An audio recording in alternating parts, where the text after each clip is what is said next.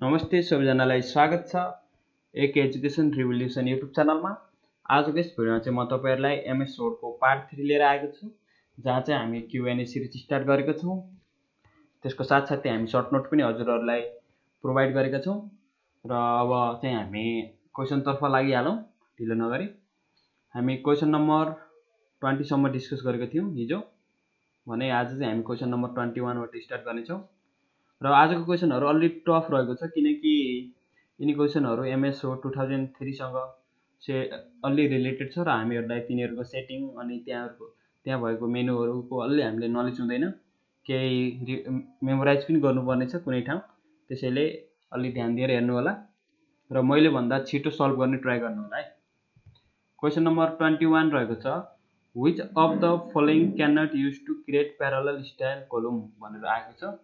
Option रहेको छ option A insert text box, option B table insert table, C मा format tabs, D मा format columns. यसको answer हेर्नु भन्दा पहिला चाहिँ म तपाईहरुलाई छोटो सर्ट नोट देखाउँछु। यहाँ हेर्नुस्, format column is used to create newspaper style column in Microsoft Word भन्ने यो नोट देख्नु भयो होला।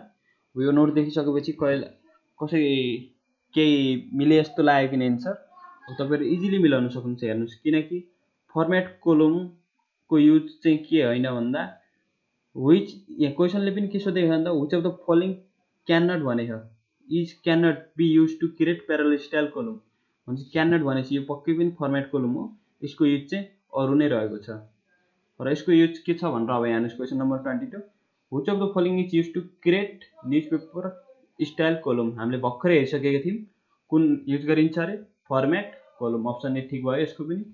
हाम्रो दुईवटा क्वेशन एउटै, यो छोटो नोटले चाहिँ दुईवटा क्वेशन सल्भ गरिदिएको छ, यसलाई याद गर्नु होला। Format column is use to create newspaper style column in Microsoft word.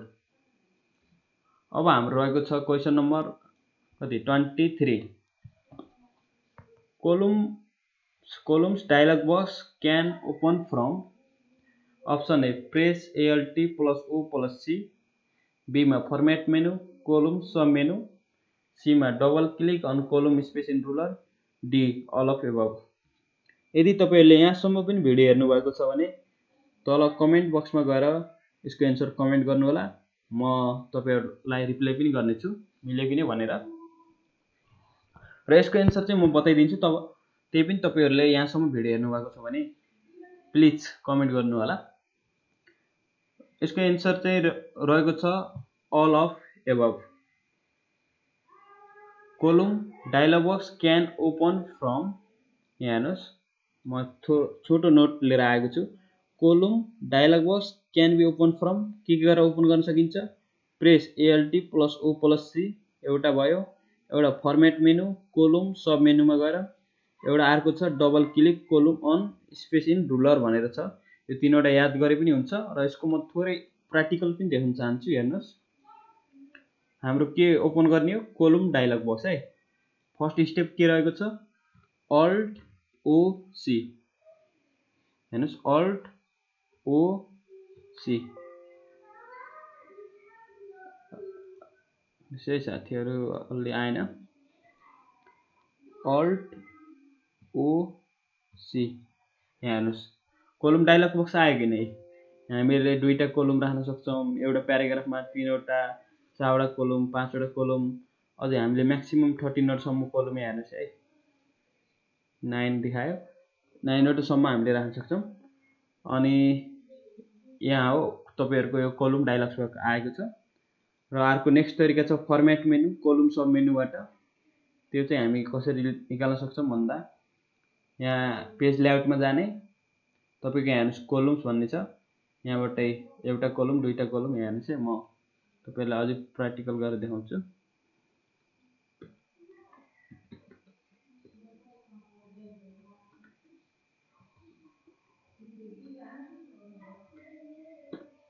यहाँ हेर्नुस्, म अब यतिलाई कोलममा डिभाइड गर्न गइरहेको छु।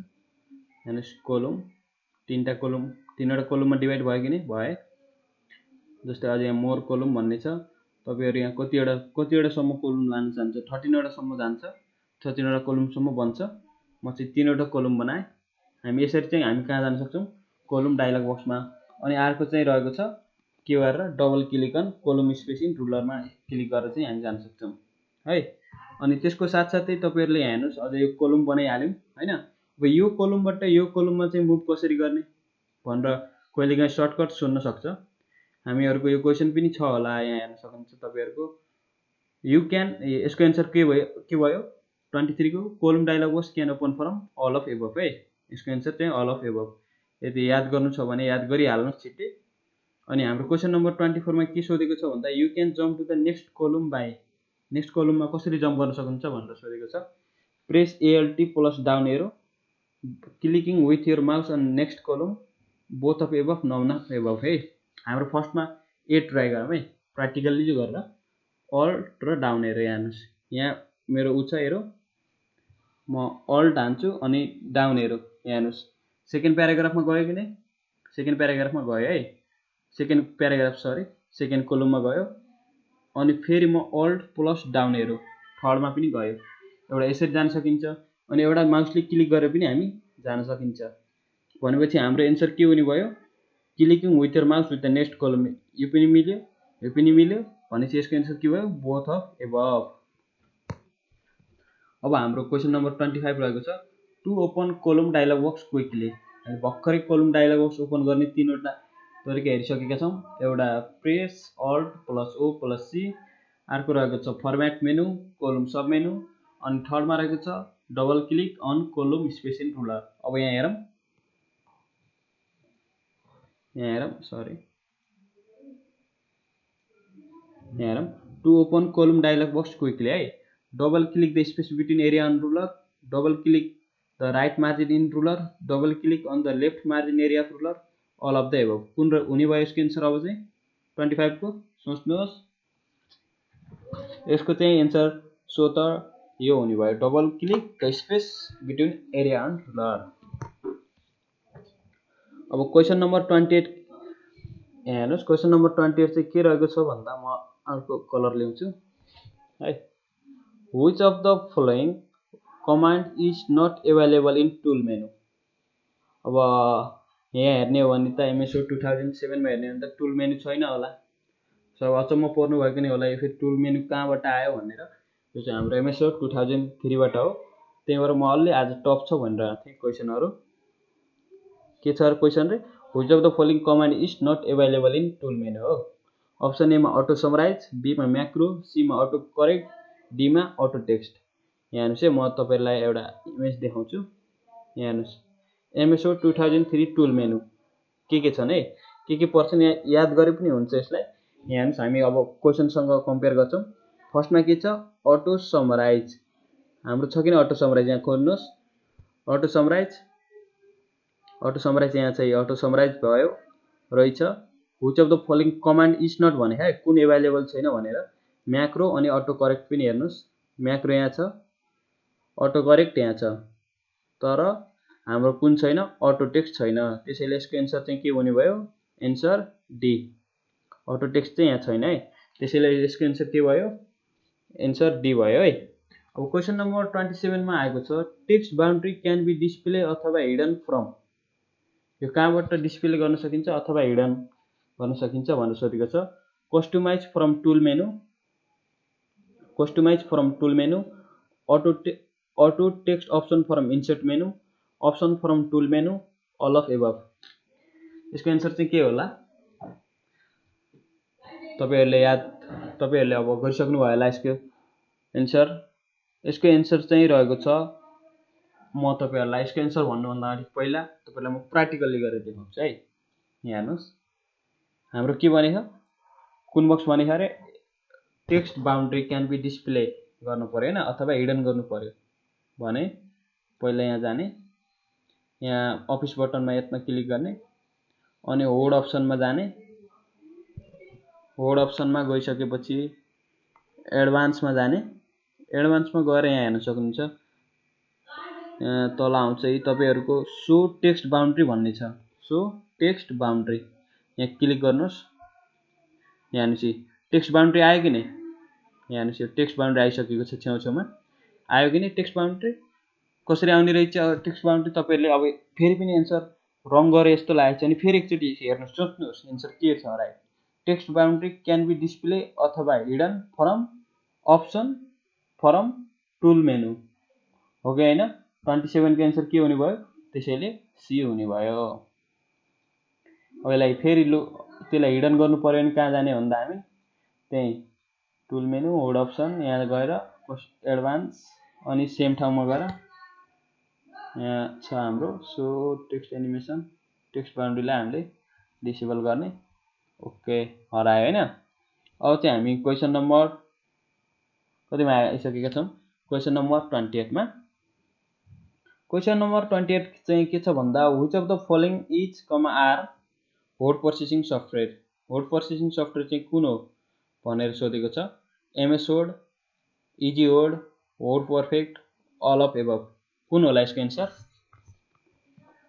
यसको एन्सर चाहिँ रहेको छ अल अफ एबभ सबै सफ्टवेयरहरु चाहिँ के हुन् भन्दा वर्ड प्रोसेसिङ सफ्टवेयर रहेका छन् यसको यिनी याद पनि गर्नु होला इजी वर्ड वर्ड परफेक्टहरु अनि अझै छन् होला यहाँ हेर्नुस् म तपाईहरुलाई वर्ड प्रोसेसिङ सफ्टवेयर भनेर देखाउन गइरहेको छु यहाँ हेर्नुस् अफिस त भइहाल्यो गुगल डक्स पनि भयो ड्रप बक्स पेपरहरु यिनी के हुन् भन्दा तपाईहरुको सबै वर्ड प्रोसेसिङ सफ्टवेयर हुन् इजी वर्ड वर्ड परफेक्ट यिनी सब के हुन् भन्दा वर्ड प्रोसेसिङ सफ्टवेयरहरु त्यसैले यसको एन्सर के भयो अल अफ एबभ अब हामी चाहिँ क्वेशन नम्बर 29 मा गइसकेका छौं MS Office provides help in many ways which of this is one of them भनेर सोधेको छ एमा click on help button question बुझ्दै छैन भने मेरो आवाज सुन्नु होला click on help button B मा F1 सी मा हेल्प मेन्यु डी मा अल अफ द एबभ यदि तपाईहरुले मेरो भिडियो पहिलेदेखि नै हेर्नु भएको छ नि पार्ट 1 मा हामीले यसको अलरेडी डिस्कस गरेका छौं र यसको एन्सर चाहिँ रहेको छ all of the above F1 ले पनि हाम्रो हेल्प नै निकाल्दिन्छ क्लिक अन हेल्प बटनमा क्लिक गरिसकेपछि हेल्प आउने भयो अनि हेल्प मेन्युबाट पनि हामीले हेल्प निकाल्छौं त्यही भएर चाहिँ हामीले यसको एन्सर कुन सही हुने भयो भन्दा all of above what is the maximum scale percentage available in scale drop box maximum scale percentage available in scale drop box यसको एन्सर चाहिँ कति होला 300 200 150 यसको एन्सर कति होला भन्नुहोस् यसको एन्सर चाहिँ रहेको छ 200 है यो चाहिँ याद गर्नु होला म यहाँ थोरै नोट पनि लेखिदिएको छु यहाँ हेर्नुस् maximum scale percentage available in drop box is 200 आजको क्वेशन चाहिँ हाम्रो यति रहेको छ अनि यहाँ हेर्नुस् म थोरै नोटहरु देखाउँछु हाम्रो यो चाहिँ सुरुमा एमएस वर्ड 2003 मा रहेको टुल मेनुहरुको डिस्कस गर्यौं अनि म्याक्सिमम स्केल साइज भयो नेक्स्ट कलम भयो अनि यो कलम डायलग बक्स कसरी ओपन गर्न सकिन्छ यो triple line spacing is invalid भनेको हामीले प्रिभियस भिडियोमा डिस्कस गरिसकेका छौं टेक्स्ट बाउन्ड्रीहरु यो नोटहरु चाहिँ म लास्टमा तपाईलाई यो फाइनल सब भिडियोहरु फिनिश भइसकेपछि एमएस वर्डको म तपाईलाई नै प्रोवाइड गर्ने छु र आज अलि छिटो भइएको छ हाम्रो क्वेशनहरु सो म तपाईहरुलाई थोरै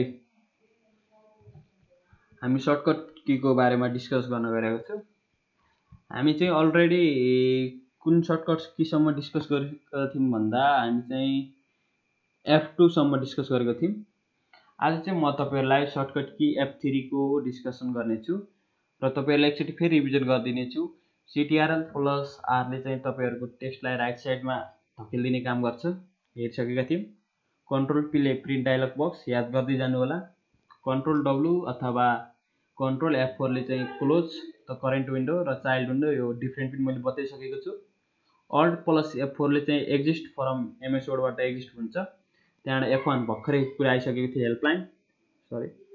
हेल्पलाइनको कुरा आइसकेको थियो F1 को युज भयो कन्ट्रोल प्लस F1 ले एक्सपान्ड अथवा कोल्याप्स द रिबन भनेको यस्तो यो रिबन हुन्छ यस्तै एमएस वर्डको त्यसलाई एक्सपान्ड अथवा कोल्याप्स गर्छ शिफ्ट प्लस F1 ले चाहिँ रिबिल्ड फर्म्याटिङ प्रोवाइड गर्छ तपाईहरुलाई हामीले टेक्स्टमा गरेको एडिटहरु चाहिँ देखाइदिन्छ अल्ट प्लस F1 ले चाहिँ हामीहरुले बनाएको फिल्डमा नेक्स्ट फिल्डमा जानको लागि alt plus F1 alt plus Shift1 चाहिँ हाम्रो प्रिभियस फिल्डमा आउनको लागि F2 ले चाहिँ सिलेक्टेड गरेको टेक्स्टहरुलाई मुभ गर्नको लागि हेल्प गर्छ अनि आयो control plus C copy control plus C copy Shift plus F2 पनि कपी, यो चाहिँ याद गर्नु होला।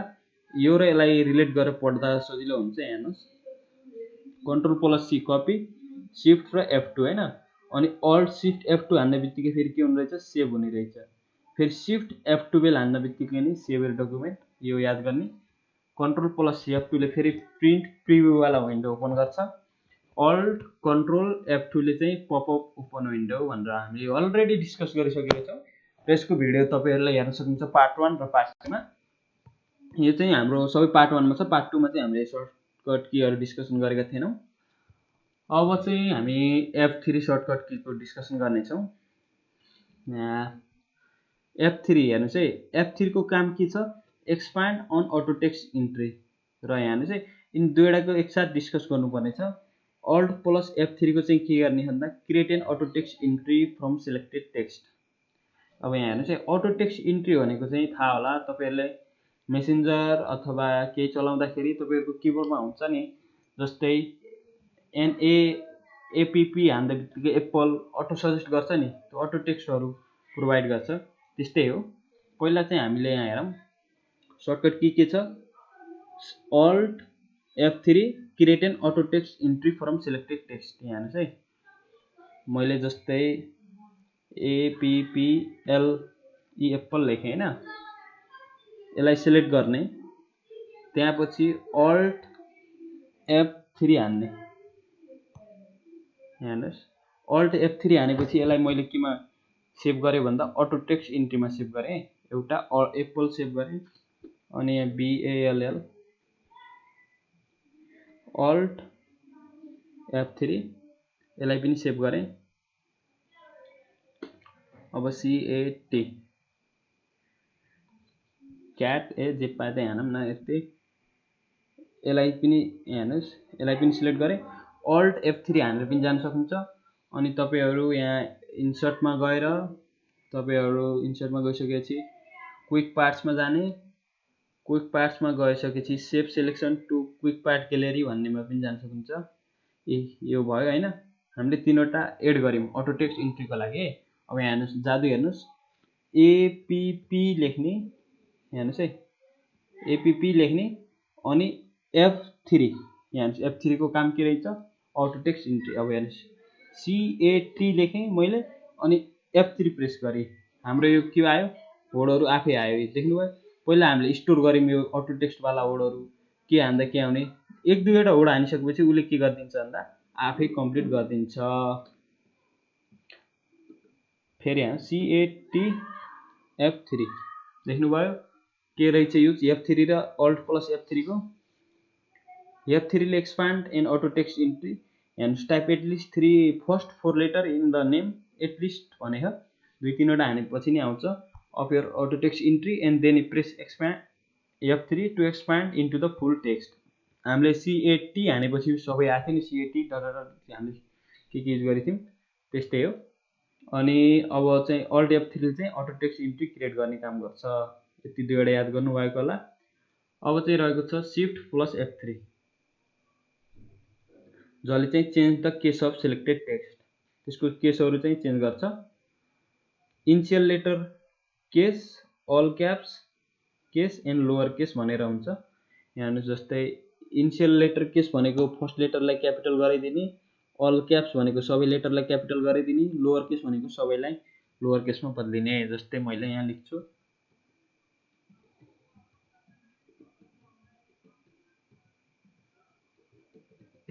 यहाँ हेर्नुस् है, यो मैले सबै सिलेक्ट गरे है। अनि यसको सर्टकट चाहिँ के रहेको छ अरे, कन्ट्रोल शिफ्ट र F3 है। यहाँ हेर्नुस्, शिफ्ट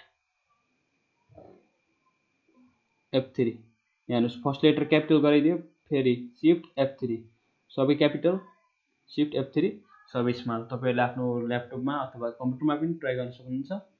अब हाम्रो F3 को काम थाहा भयो। अल्ट प्लस F3 ले क्रिएट गर्ने भयो पहिला अटो टेक्स्ट इन्ट्री, F3 ले कम्प्लिट गर्ने भयो अथवा एक्सपान्ड गर्ने भयो। त्यो थोरै लेख्दा बित्तिकै अल्ट प्लस F3 को युज पनि भयो, F3 पनि भयो। शिफ्ट प्लस F3 ले हाम्रो लेटर केसहरुलाई कन्भर्ट गर्ने भयो। अनि रहेको छ कन्ट्रोल प्लस F3 अनि control shift F3, cut selected the text to spike insert the content of the spike. यो चाहिँ एकदमै इम्पोर्टेन्ट रहेको छ। जस्तै म अझै 1-2वटा डकुमेन्ट बनाउँछु। यहाँ हेर्नुहोस् है, 3वटा डकुमेन्ट बनाएँ।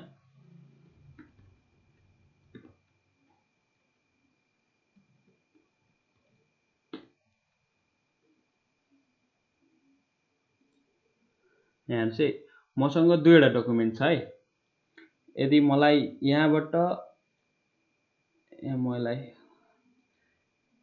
यहाँबाट यो टेक्स्ट लानु छ, यति यो टेक्स्ट चाहिँ अर्को पेजमा लानु छ भने हामीले के गर्छौँ? यदि हामीलाई यो टेक्स्ट अर्को पेजमा लानु छ भने अथवा यहीँ तलमाथि है, अब मैले अहिले चाहिँ अर्को पेजमा लान गइरहेको छु। यसलाई हामीले अर्को पेजमा लगेर राख्नु पर्यो भने यो झुकेर अर्को पेजमा भने यो पेजमा आयो भने यसलाई कट गर्छौँ अनि लगेर चाहिँ हामी यो पेजमा लगेर पेस्ट गर्छौँ। फेरि हामीलाई त्यो गयो, अझै अरू पनि हामीले झुकेर लेखियो अरे, यो पेजमा लेखियो, यो नचाहिने गयो अरे। अब फेरि यसलाई पनि पल्लो टेक्स्टमा अर्को पेजमा हुने यो पेजमा आयो अरे, यहाँ गएर हामी फेरि पेस्ट गर्छौँ। फेरि हामीलाई यहाँबाट यो पनि चाहियो अरे उता भने हामी के गर्छौँ? कट गर्छौँ, फेरि गएर पेस्ट गर्छौँ। अब हामीलाई कुनै डकुमेन्ट ठुलै छ हैन, यही 100-200 पेजको छ अनि तल माथि लेख्ने कुरा चाहिँ तल लेखियो भने बिचमा लेखियो भने तिनीहरूलाई कट गर्दै पेस्ट गर्दै गर्छौँ हैन। यो प्रब्लमलाई सल्भ गर्नको लागि चाहिँ हामीले एउटा स्पाइक भन्ने हुन्छ, त्यो हामीले युज गर्छौँ, जहाँ हामीले चाहिँ कट गर्छौँ।